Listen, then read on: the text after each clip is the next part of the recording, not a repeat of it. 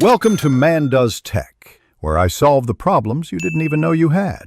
You'll start by verifying accounts so changes sync correctly. Open Discord on desktop or web and log into the Discord account linked to Spotify. Next, open Spotify and sign into the Spotify account you want to connect or disconnect. Once done, disable any persistent mobile sessions or two-factor prompts that might interrupt reauthorization. This prevents accidental locks and speeds the flow. Now that both apps are active and accessible, move to Discord settings to manage connections directly. In Discord, navigate to User Settings then Connections. You'll see Spotify if it's tied.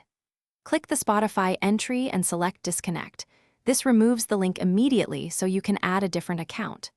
To be thorough, open Spotify's account settings, find apps or authorized applications, and revoke Discord's access to avoid hidden tokens.